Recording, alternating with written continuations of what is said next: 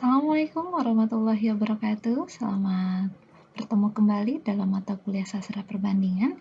Kali ini kita akan melanjutkan terkait dengan materi sejarah sastra bandingan. Minggu lalu Anda sudah membaca dan mempelajari terkait dengan kronika. Kali ini kita akan lebih spesifik membahas dua mazhab besar atau dua aliran besar dalam proses perkembangan sejarah sastra perbandingan, yaitu aliran Prancis dan aliran Amerika. Seperti itu ya. Baik, kita akan melihat apa saja yang disampaikan atau yang menjadi gagasan pada dua aliran ini. Yang pertama aliran Prancis. Aliran ini disebut juga aliran lama. Dinamakan demikian karena sastra bandingan ini lahir di negara Prancis dan dibidangi oleh para pemikir Prancis. Nah, pelopornya siapa saja? Itu ada Fernand Baldensperger, Jean Marie Curie, Paul van Tychem, dan Marius Francois Guyot ya. Dan buku-buku yang terkait dengan aliran Prancis ini bisa Anda baca lebih lanjut ya dari referensi-referensi yang bisa Anda temui seperti itu. Yang penting saya tekankan di sini adalah aliran Prancis ini sebagai aliran pertama atau pelopor pemikiran terkait dengan sastra bandingan seperti itu. Ini tadi buku kedua ada tentang La Literature Compare, lalu ada juga La Literature Compare depuis in Bémicile.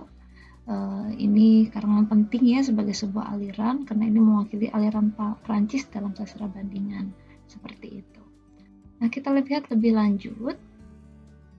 Para pendukung aliran ini memiliki kesamaan pendapat. Meskipun demikian, secara individu terdapat perbedaan dalam hal-hal tertentu. Di antara mereka, Guyard dan Curie misalnya berpendapat bahwa penelitian pengaruh kurang meyakinkan. Jadi aliran Prancis tidak terlalu mengedepankan hal pengaruh dalam sastra bandingan. Bagi mereka, penelitian pengaruh lebih baik diarahkan kepada penerimaan perantaraan sikap seseorang terhadap sebuah negara pada suatu saat tertentu, perjalanan pengarang dan sejenisnya. Sementara Van Tychem ini berpendapat bahwa terkait dengan pengaruh perlu dalam sastra perbandingan seperti itu. Kita lihat lebih lanjut, praktiknya aliran Prancis tidak seketat apa yang dikatakan dalam teorinya. Katanya seperti ini. Anda bisa baca lebih lanjut ya terkait dengan karangan seperti ini. Nah, karya-karya Paul Hauser tentang peran Eropa misalnya dapat disimpulkan bahwa sastra bandingan adalah pembandingan sastra secara sistematis dari dua negara yang berlainan. Jadi kalau Prancis sangat menekankan harus beda negara seperti itu. Dalam hal ini, aliran Prancis lebih cenderung kepada hal-hal yang dapat dibuktikan dengan hal nyata, misalnya dokumen pribadi pengarang dan menolak kritik sastra sebagai unsur utama dalam penelitian sastra bandingan. Seperti itu, yang hanya memperlihatkan analogi dan perbedaan saja ya. Kita lihat itu aliran Prancis lebih kepada menekankan sastra perbandingan itu harus membandingkan dari dua negara yang berbeda, dua bahasa yang berbeda. Maka banyak orang mengatakan dalam mengkaji sastra perbandingan itu harus punya penguasaan bahasa yang baik seperti itu. Nah, sekarang kita lihat aliran Amerika. Aliran Amerika, tadi kalau aliran Prancis disebut aliran lama, maka aliran Amerika disebut aliran baru. Karena apa? Karena ini dia mengembangkan pemikiran dari aliran Prancis sebagai pelopor. Wawasannya berbeda namun sebenarnya tidak bertentangan. Aliran Amerika atau aliran baru ini lebih longgar dalam membandingkan karya sastra dibandingkan dengan aliran Prancis. Aliran Amerika berpandangan bahwa sastra bandingan bisa membandingkan karya sastra dengan bidang ilmu lain atau seni tertentu. Misalnya sastra dengan sejarah, sastra dengan falsafat, politik, ekonomi, sosiologi, agama, seni lukis, dan yang lainnya. Jadi, dia lebih memperluas peran sastra bagi segmen kehidupan yang lain, gitu ya. Nah, sastra bandingan sebagai satu program studi dimulai pertama kali di Universitas Columbia. Jadi dulu itu di Amerika ini ada sebuah program studi yang mengkaji terkait dengan sastra perbandingan. Nanti terkait sejarah ini bisa Anda baca lebih lanjut ya. Kita lanjutkan dulu terkait konsep perbedaannya. Nah, sekarang kita akan melihat sebenarnya perbedaan antara aliran Prancis dan aliran Amerika. Aliran Prancis cenderung membandingkan dua karya sastra di dua negara yang berbeda. Nah, kemudian aliran Amerika juga membandingkan karya dengan disiplin ilmu lain, bedanya lebih ke sana. Nah, bertolak dari dua master negara sastra bandingan itu, Endra Suara berpandangan lebih lentur dan luas lagi. Sastra banding dapat ditinjau dari bermacam-macam segi, yaitu bandingan sastra antar negara, misalnya Indonesia-Malaysia, Indonesia dengan sastra Mesir. Yang kedua, sastra bandingan antara sastra daerah dalam suatu negara, misalnya Jawa dengan Sunda, gitu ya, dan sebagainya. Sastra bandingan dalam lingkup sastra daerah yang membandingkan dari unsur genre, nilai, dan sebagainya.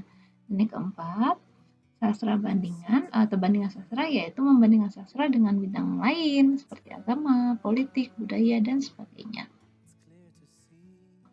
Nah, kita lihat lagi, ada sedikit perbedaan mendasar antara aliran Amerika dan Prancis, yaitu para pelopornya tidak menyebutkan membincangkan langsung tentang hubungan sastra dengan bidang lain, namun meletakkan hal demikian dalam seni bandingan bukan sastra bandingan, karena katanya alasan sejarah.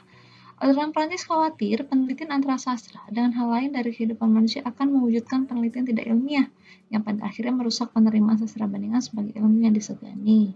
Meskipun begitu, aliran Prancis menganggap bandingan antara sastra dan non-sastra sekadar seni bandingan, bukan sastra bandingan. Itu konsep aliran Prancis ya. Nah, kalau kita bisa membuatnya dalam bentuk tabel kira-kira seperti ini. Aliran Prancis itu pelopor pertama, aliran Amerika ini adalah pengembangnya. Kemudian aliran Prancis itu tidaknya membandingkan dua karya sastra dari negara yang berbeda. Aliran Amerika ini membandingkan dua karya sastra. Aliran Amerika juga dapat menyatakan bandingan ini dapat membandingkannya dengan ilmu lain. Nah, dalam aliran Prancis hanya membolehkan pengkajian karya sastra dengan jenis yang sama, misalnya puisi dengan puisi, cerpen dengan cerpen, drama dengan drama. Tapi dalam aliran Amerika tidak begini saja. Jadi boleh ya, puisi dengan lagu pun boleh, cerpen dengan lukisan boleh, jadi lebih fleksibel. Dalam aliran Prancis, sastra dianggap sebagai bagian hidup sebab unsur-unsur kehidupan dalam karya sastra dapat dimanfaatkan oleh ilmu lain, negara lain, dan keseluruhan dunia dapat terangkum dalam satu kebulatan. Jadi Prancis itu sangat mengagungkan, ya, sangat penting sekali bagi mereka.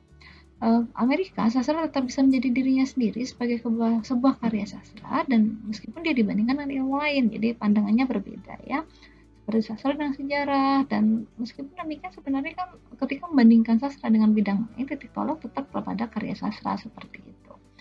Dan bedanya lagi di Prancis lebih cenderung kepada hal-hal yang dapat dibuktikan dengan hal nyata, ada pengalaman pribadi pengarang, menolak kritik, dan ini tidak ada pada aliran Amerika.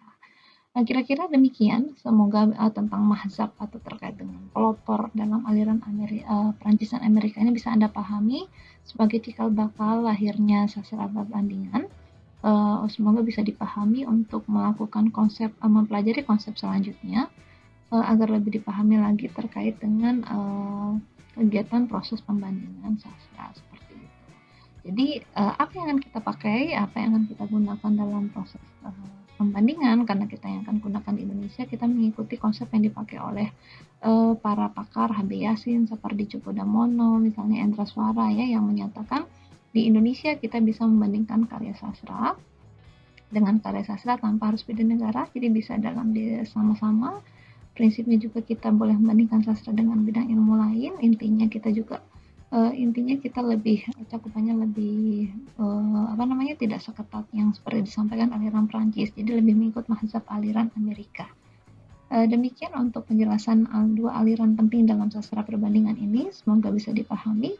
Terima kasih atas perhatiannya. Wassalamualaikum warahmatullahi wabarakatuh.